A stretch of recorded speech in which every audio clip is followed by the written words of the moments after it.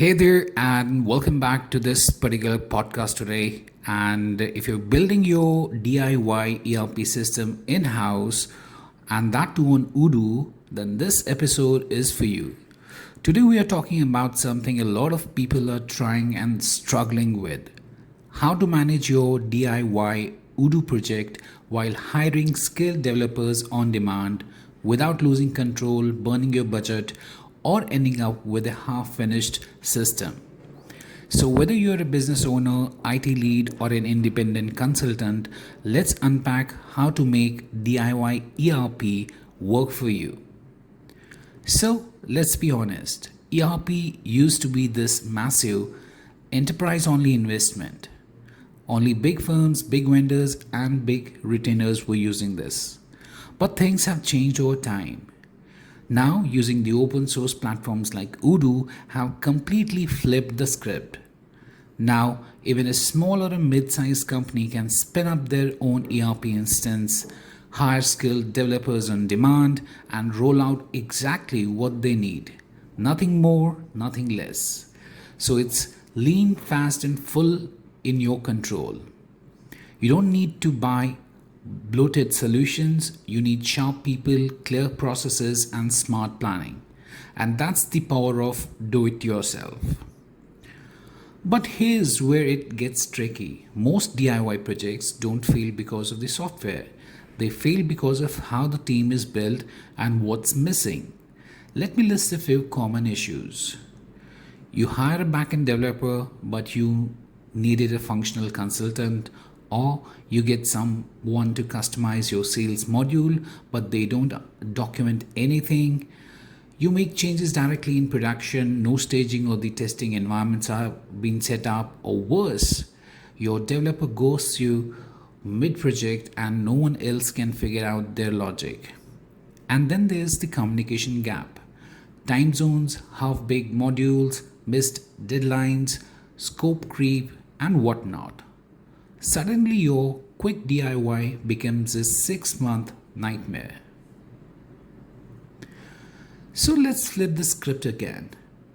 How do you actually do this right? Here's a simple 5-part approach you can follow. First of all, start with a clear scope.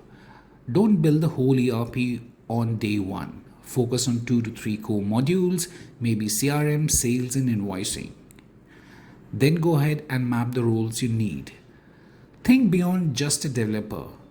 You'll likely need a functional consultant for mapping processes, a technical developer of Python, PostgreSQL, or Odoo there, and a tester, even for MVPs. The other thing here is that you need to choose the right platforms. Hiring from random freelancing sites can be a hit or a miss. You need to look for Odoo specialized agencies or vetted staff augmentation services like Apagen that let you bring in skilled developers short term without any HR hassles. Then set up a proper environment, use GitHub, use staging, use Odoo.sh or a Docker based test environment, anything but live edits in production. Follow agile basics, even if it's just you and 2 devs. Set up sprints, have check-ins, test before you deploy. This is how you stay in control without micromanaging or getting lost in the weeds. Now let's talk about what happens if you don't do it this way. Here's what we have seen. Teams delay go live by 3 to 6 months because there's no clear testing or staging process. Modules break when upgrades come around because they were not developed properly. Developers leave and no one else can pick up the pieces. And worst of all, the internal team starts losing trust in the ERP system altogether. And the irony is you were trying to save money, but now you're spending twice as much fixing things that shouldn't have been broken in the first place. Now let's flip to the brighter side. When they're done right, DIY Odoo projects are incredible. We have seen clients go from idea to go live in just 60 to 90 days. Lean team, clear vision, hired only the people they needed when they needed them and as per their requirement. and as per the pace of their business goals. So you just need to hire the Odoo developers, and then the implementation part can be taken care of by your own self, right? Under the supervision of the project lead from the hiring team. The system matches their business like a glove. No unnecessary features, no generic workflows.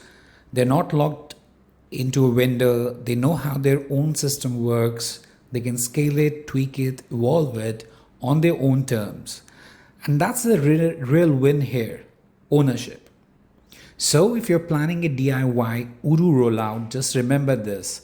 You don't have to do everything yourself. You just have to do it smartly.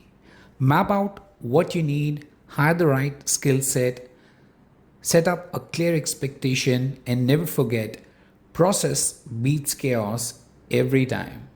So if you're looking for trusted places to hire skilled Odoo developers without long-term contracts, there are agencies and platforms that specialize in that.